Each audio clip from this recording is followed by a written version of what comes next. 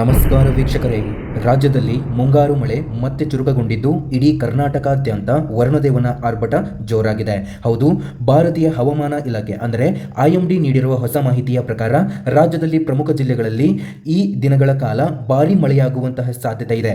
ಕರಾವಳಿ ಮಲೆನಾಡು ಮತ್ತು ಉತ್ತರ ಒಳನಾಡಿನ ಹಲವು ಭಾಗಗಳು ಮತ್ತು ಉತ್ತರ ಕರ್ನಾಟಕದ ಈ ಜಿಲ್ಲೆಗಳು ಮತ್ತು ದಕ್ಷಿಣ ಕರ್ನಾಟಕದ ಈ ಜಿಲ್ಲೆಗಳು ಮತ್ತು ಬೆಂಗಳೂರಿಗೆ ಮಳೆ ಹೇಗಿರಲಿದೆ ಮತ್ತು ಇಲ್ಲಿ ಇಲಾಖೆಯು ಈಗಲೇ 14 ಪ್ರಮುಖ ಜಿಲ್ಲೆಗಳಿಗೆ ಯೆಲ್ಲೋ ಅಲರ್ಟ್ ಘೋಷಣೆ ಮಾಡಿದೆ.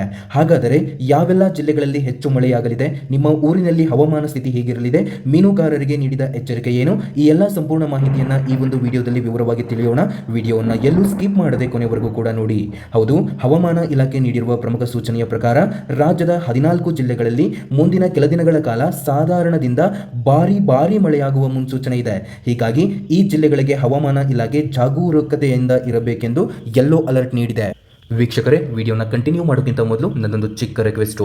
ನಾವು ನಿಮಗೆ ಒರಿಜಿನಲ್ ಇನ್ಫಾರ್ಮೇಷನ್ ಮಾತ್ರ ಕೊಡೋದು, ಯಾವುದೇ ರೀತಿ ಬೇಡದೇ ಇರುವಂತಹ ವಿಡಿಯೋಸ್ಗಳು ಮತ್ತು ನಿಮಗೆ ಡಿಸ್ಟರ್ಬ್ ಆಗುವಂತಹ ಅಪ್ಡೇಟ್ಗಳನ್ನು ಎಂದು ಕೂಡ ಅಪ್ಲೋಡ್ ಮಾಡೋದಿಲ್ಲ. ಹಾಗಾಗಿ ಯಾರಿನೂ ಕೂಡ ಸಬ್ಸ್ಕ್ರೈಬ್ ಆಗಿಲ್ವವರು ಈಗಲೇ ಕೆಳಗಡೆ ಕಾಣುವಂತಹ ಸಬ್ಸ್ಕ್ರೈಬ್ ಬಟನ್ ಮೇಲೆ ಪ್ರೆಸ್ ಮಾಡಿ, ಅದರ ಮೇಲೆ ಕ್ಲಿಕ್ ಮಾಡಿ ಪ್ರತಿಯೊಬ್ಬ ವೀಕ್ಷಕರು ಕೂಡ ಸಬ್ಸ್ಕ್ರೈಬ್ ಮಾಡಿ. ಹಾಗೆ ಈ ಒಂದು ವಿಡಿಯೋನ ನೋಡ್ತಾ ಇರುವಂತಹ ವೀಕ್ಷಕರು ವಿಡಿಯೋಕ್ಕೆ ಯಾರಿನೂ ಲೈಕ್ ಮಾಡದೆ ನೋಡ್ತಾ ಇದ್ರಂದ್ರೆ ವಿಡಿಯೋಕ್ಕೆ ತಪ್ಪದೇ ಒಂದು ಲೈಕ್ ಅನ್ನು ನೀಡಿ ಮತ್ತು ವಿಡಿಯೋನ ಸಂಪೂರ್ಣವಾಗಿ ಕೊನೆವರೆಗೂ ಕೂಡ ನೋಡಿ. ಹೌದು, ಹವಾಮಾನ ಇಲಾಖೆ ನೀಡಿರುವ ಪ್ರಮುಖ ಸೂಚನೆಯ ಪ್ರಕಾರ ರಾಜ್ಯದ ಈ ಜಿಲ್ಲೆಗಳಲ್ಲಿ ಮುಂದಿನ ಕೆಲವು ದಿನಗಳ ಕಾಲ ಸಾಧಾರಣದಿಂದ ಭಾರೀ ಮಳೆಯಾಗುವ ಮುನ್ಸೂಚನೆ ಇದೆ.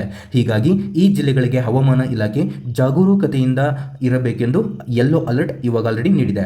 ಅಷ್ಟಕ್ಕೂ ಆ 14 ಜಿಲ್ಲೆಗಳು ಯಾವುವು ಮತ್ತು ಯಾವ್ಯಾವ ಜಿಲ್ಲೆಗಳಿಗೆ ಯೆಲ್ಲೋ ಅಲರ್ಟ್ ಅನ್ನ ಕೊಡಲಾಗಿದೆ, ಪ್ರತಿಯೊಂದು ಮಾಹಿತಿಯನ್ನು ತಿಳಿಸಿಕೊಡುತ್ತೇನೆ. ವಿಡಿಯೋನ ಸಂಪೂರ್ಣವಾಗಿ ಕೊನೆವರೆಗೂ ಕೂಡ ನೋಡಿ. ಅಷ್ಟಕ್ಕೂ ಈ 14 ಜಿಲ್ಲೆಗಳು ಅಂದರೆ ಉತ್ತರ ಕರ್ನಾಟಕದ ಭಾಗದಲ್ಲಿ ಈ ಜಿಲ್ಲೆಗಳು ಮತ್ತು ಕರಾವಳಿ ಕರ್ನಾಟಕದ ಭಾಗದಲ್ಲಿ ಈ ಜಿಲ್ಲೆಗಳು ಮತ್ತು ಮಲೆನಾಡು, ಇಲ್ಲಿನೂ ಕೂಡ ಮಳೆಯ ಒಂದು ರಭಸ ಜೋರಾಗಲಿದೆ. ಬನ್ನಿ ಹಾಗಾದರೆ ಸಂಪೂರ್ಣವಾಗಿ ತಿಳಿಸಿಕೊಡ್ತೇನೆ ನೋಡಿ.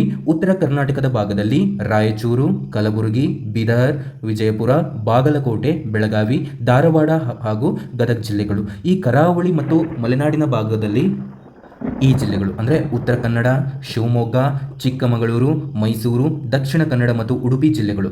ಈ ಜಿಲ್ಲೆಗಳ ನಿವಾಸಿಗಳು ಮಳೆಯ ಮುನ್ನೆಚ್ಚರಿಕಾ ಕ್ರಮಗಳನ್ನು ಕೈಗೊಳ್ಳುವುದು ಅತ್ಯಗತ್ಯ. ಏಕೆಂದರೆ ಮಳೆಯ ಜೊತೆಗೆ ಬಿರುಗಾಳಿ ಮತ್ತು ಸಿಡಿಲಿನ ಸಾಧ್ಯತೆಯೂ ಇರುತ್ತದೆ.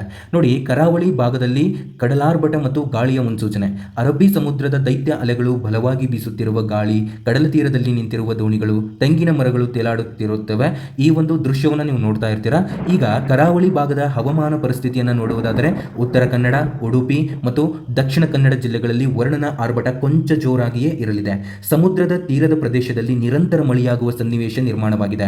ಅಷ್ಟೇ ಅಲ್ಲದೆ ಈ ಭಾಗಗಳಲ್ಲಿ ಅಂದರೆ ಗಾಳಿಯ ವೇಗ ಕೂಡ ಹೆಚ್ಚಿರಲಿದೆ. ಗಂಟೆಗೆ ಬರೋಬ್ಬರಿ 30ರಿಂದ 40 ಕಿಲೋಮೀಟರ್ ವೇಗದಲ್ಲಿ ಬಲವಾದ ತಂಪಾದ ಗಾಳಿ ಬೀಸುವ ಒಂದು ನಿರೀಕ್ಷೆ ಇದೆ. ಈ ಹಿನ್ನೆಲೆಯಲ್ಲಿ ಸಮುದ್ರಕ್ಕೆ ಇಳಿಯದಂತೆ ಮೀನುಗಾರರಿಗೆ ಕಟ್ಟುನಿಟ್ಟಿನ ಎಚ್ಚರಿಕೆಯನ್ನು ನೀಡಲಾಗಿದೆ.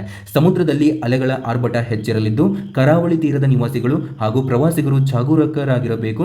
ತೀರಕ್ಕೆ ತೆರಳುವುದು ಅಥವಾ ಈಜಾಡಲು ಪ್ರಯತ್ನಿಸುವುದು ಅಪಾಯಕ್ಕೆ ಆಹ್ವಾನ ನೀಡಿದಂತೆ. ಹೀಗಾಗಿ ಸ್ಥಳೀಯ ಆಡಳಿತ ನೀಡಿರುವ ಸೂಚನೆಯನ್ನ ಪ್ರತಿಯೊಬ್ಬರು ಪಾಲಿಸಲೇಬೇಕು. ವೀಕ್ಷಕರ, ವಿಡಿಯೋನ ಸಂಪೂರ್ಣವಾಗಿ ಕೊನೆವರೆಗೂ ಕೂಡ ನೋಡಿ. ಇನ್ನು ಕರುನಾಡಿನ ಸೌಂದರ್ಯದ ಗಣಿಯಾದ ಮಲೆನಾಡಿನ ಸ್ಥಿತಿ ಹೇಗಿದೆ ನೋಡೋಣ. ಕೊಡಗು, ಹಾಸನ, ಚಿಕ್ಕಮಗಳೂರು ಮತ್ತು ಶಿವಮೊಗ್ಗ ಜಿಲ್ಲೆಗಳಲ್ಲಿ ಮಧ್ಯಾಹ್ನ ಹಾಗೂ ಸಂಜೆಯ ವೇಳೆ ಸಾಧಾರಣದಿಂದ ಭಾರೀ ಮಳೆಯಾಗುವ ಸಾಧ್ಯತೆ ಇದೆ. ವಿಶೇಷವಾಗಿ ಶಿವಮೊಗ್ಗ ಜಿಲ್ಲೆಯಲ್ಲಿ ಮಳೆಯ ಪ್ರಮಾಣ ಕೊಂಚ ಹೆಚ್ಚಾಗಿಯೇ ಇರಲಿದೆ ಎಂದು ಇಲಾಖೆ ತಿಳಿಸಿದೆ. ಮಲೆನಾಡಿನ ಗುಡ್ಡಗಾಡು ಪ್ರದೇಶದಲ್ಲಿ ರಸ್ತೆಗಳು ಜಾರುವ ಸಾಧ್ಯತೆ ಇರುವುದರಿಂದ ವಾಹನ ಸವಾರರು ಚಾಲನೆ ಮಾಡುವಾಗ ಹೆಚ್ಚಿನ ಎಚ್ಚರಿಕೆಯನ್ನು ವಹಿಸುವುದು ಒಳಿತು. ಮತ್ತೊಂದೆಡೆ ಉತ್ತರ ಹಾಗೂ ದಕ್ಷಿಣ ಒಳನಾಡಿನ ಪರಿಸ್ಥಿತಿ ನೋಡುವುದಾದರೆ ಬೆಳಗಾವಿ, ಧಾರವಾಡ, ಹಾವೇರಿ ಭಾಗದಲ್ಲಿ ಸಾಧಾರಣ ಮಟ್ಟದ ಮಳೆಯಾಗಲಿದೆ.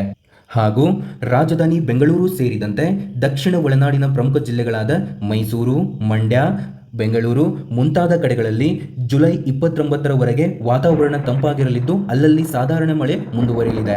ಅಂದರೆ ಜುಲೈ ಕೊನೆಯ ವಾರದವರೆಗೂ ರಾಜ್ಯದಲ್ಲಿ ಮಳೆಯ ವಾತಾವರಣ ಹೀಗೆಯೇ ಕಂಟಿನ್ಯೂ ಆಗಲಿದೆ. ಸ್ನೇಹಿತರೆ, ಮಳೆಗಾಲ ಎಷ್ಟು ಮುದ ನೀಡಿದರೂ ಸ್ವಲ್ಪ ಅಜಾಗರೂಕತೆ ವಹಿಸಿದರೂ ಅಪಾಯ ಕಟ್ಟಿಟ್ಟ ಬುತ್ತಿ. ಆದ್ದರಿಂದ ಭಾರೀ ಮಳೆ ಮುನ್ಸೂಚನೆ ಇರುವ ಪ್ರದೇಶದ ಜನರು ಈ ಒಂದು ಸುರಕ್ಷಾ ಕ್ರಮಗಳನ್ನು ಖಂಡಿತ ಪಾಲಿಸಲೇಬೇಕು. ನೋಡಿ, ಮೊದಲನೆಯದಾಗಿ ಅನಗತ್ಯ ಪ್ರಯಾಣ ತಪ್ಪಿಸಿ. ಭಾರೀ ಮಳೆ ಹಾಗೂ ಬಿರುಗಾಳಿ ಇರುವ ಸಮಯದಲ್ಲಿ ದೂರದ ಅಥವಾ ಅಪಾಯಕಾರಿ ಪ್ರಯಾಣಗಳನ್ನು ಮುಂದೂಡುವುದು ಒಳ್ಳೆಯದು. ನದಿ ಮತ್ತು ಹಳ್ಳಗಳಿಂದ ದೂರವಿರಿ. ಹಳ್ಳಕೊಳ್ಳಗಳು, ನದಿಗಳು ಹಾಗೂ ಕೆರೆಗಳು ತುಂಬಿ ಹರಿಯುತ್ತಿರುತ್ತವೆ. ನೀರಿಗಿಳಿಯುವುದು ಅಥವಾ ದಾಟಲು ಸಾಹಸ ಮಾಡುವುದು ಆಪತ್ತಿಗೆ ದಾರಿಯಾಗುತ್ತದೆ. ಮರಗಳು ಹಾಗೂ ವಿದ್ಯುತ್ ಕಂಬಗಳ ಕೆಳಗೆ ನಿಲ್ಲಬೇಡಿ. ನೋಡಿ, ಬಿರುಗಾಳಿ ಸಹಿತ ಮಳೆಯಾಗುವ ಹಳೆಯ ಮರಗಳು ಅಥವಾ ಕರೆಂಟ್ ಕಂಬಗಳ ಬಳಿ ಆಶ್ರಯ ಪಡೆಯಬೇಡಿ. ನೋಡಿ, ಜಿಲ್ಲಾಡಳಿತದ ಸೂಚನೆಯನ್ನು ಪಾಲಿಸಿ. ನಿಮ್ಮ ಜಿಲ್ಲೆಯ ಜಿಲ್ಲಾಡಳಿತ ಅಥವಾ ಹವಾಮಾನ ಇಲಾಖೆ ನೀಡುವ ತುರ್ತು ಸೂಚನೆಗಳನ್ನು ಸದಾ ಗಮನ ಕೊಡಿ. ವೀಕ್ಷಕರೇ, ಇದಾಗಿತ್ತು ಇಂದಿನ ಕರ್ನಾಟಕದ ಪ್ರಮುಖ ಹವಾಮಾನ ವರದಿ ಮತ್ತು ಮಳೆಯ ಕುರಿತಾಗಿ ಸಂಪೂರ್ಣ ಮಾಹಿತಿ. ನಿಮ್ಮ ಊರಿನಲ್ಲಿ ಈಗ ಮಳೆ ಬರ್ತಿದೆಯಾ ಇಲ್ವಾ ಅನ್ನೋದನ್ನು ನಮಗೆ ಕಾಮೆಂಟ್ ಮಾಡಿ ತಿಳಿಸಿ, ಮತ್ತು ನಿಮ್ಮ ಜಿಲ್ಲೆಯಲ್ಲಿ ಬಿಸಿಲು ಇದ್ರೆ ಅದನ್ನು ಕೂಡ ತಿಳಿಸಿ, ಹಾಗೂ ನಿಮ್ಮದು ಯಾವ ಜಿಲ್ಲೆ ಅನ್ನೋದನ್ನು ಕಾಮೆಂಟ್ ಮಾಡಿ. ಈ ಮಾಹಿತಿ ನಿಮಗೂ ಮತ್ತು ನಿಮ್ಮ ಸ್ನೇಹಿತರಿಗೂ ತುಂಬ ಉಪಯುಕ್ತವಾದದ್ದು. ಆದ್ದರಿಂದ ಈ ವಿಡಿಯೋವನ್ನು ತಪ್ಪದೆ ಎಲ್ಲರಿಗೂ ಶೇರ್ ಮಾಡಿ. ಧನ್ಯವಾದಗಳು. ಸುರಕ್ಷಿತವಾಗಿರಿ. ಜೈ ಹಿಂದ್, ಜೈ ಕರ್ನಾಟಕ ಮಾತೆ.